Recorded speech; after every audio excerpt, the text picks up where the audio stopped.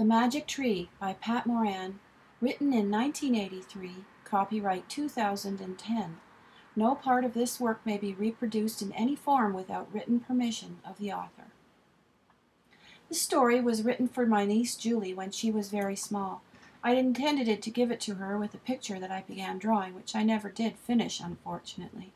I guess this is the very first short story I ever wrote outside of high school.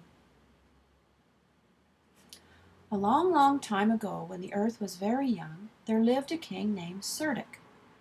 Now Cerdic was a very odd man.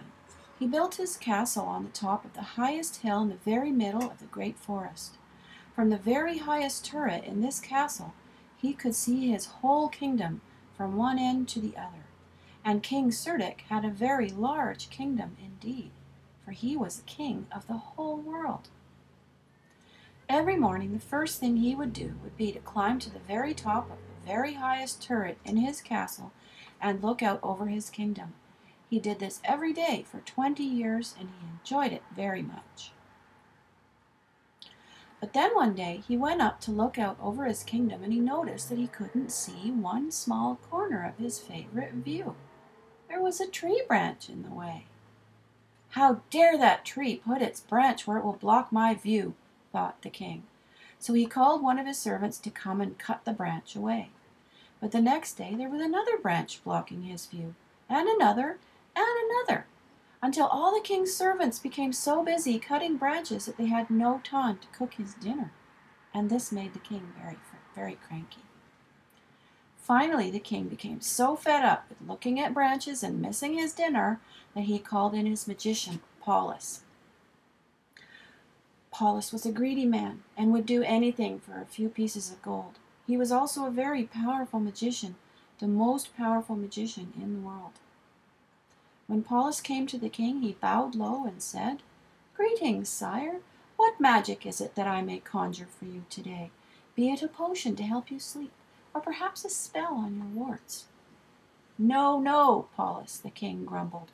"I command you to do something about those confounded trees outside. They block my view of my kingdom so that I cannot see my subjects." "What is it you desire me to do, sire? Surely you don't want me to put a spell to stop the trees from growing?" "That's exactly what I want," bellowed the king. "If the trees keep growing, my servants have no time to serve, for they're busy cutting branches." "As you wish, sire," replied Polus with a greedy glint in his eye. "But this type of conjuring requires much gold to please the spirits." The king was so relieved to know that he would get his dinner that night, he gladly gave Polus 100 pieces of gold for the spirits. But of course the magician kept that gold for himself. Polus went out that very day to his cave in the side of the hill and conjured up a spell to stop the trees from growing. He lit his fire and sprinkled oak leaves onto it, and then he raised his arms above his head and sang, "Spirits mighty, spirits wise, ghosts of earth and ghosts of skies, hear my plea, take my owing, curse the trees and stop their growing." At this a huge hole opened in the sky, and a red cloud came down and spread across all the land, stopping the budding leaves where they grew and freezing the seeds in the ground until all plant growth stopped. But far, far away in the furthest, most remote corner of King Cerdic's domain, there stood an oak tree, nearly 1,000 years old. This tree could feel something bad was coming, and so, just as the red cloud approached, the tree dropped its very last acorn from its highest limb. The acorn fell, and the red cloud came nearer and passed over, and once it was gone, the acorn hit the ground. Now, because this little acorn was neither growing from a tree nor planted in the ground when the red cloud struck, it escaped Polus's curse, and buried safely in the soil, it began to grow. Some time after the red cloud passed, all the plants and trees on earth began to wilt and die.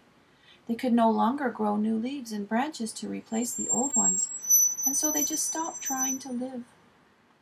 The spirits were so angry at Polus for casting such an evil spell that they decided to cast a spell of their own. They found the little acorn that had escaped from the curse and caused it to grow into a tree that carried all the different kinds of seeds for every type of tree and plant on earth. They caused a huge wind to come up that blew these seeds off the tree and carried them to all the corners of the world.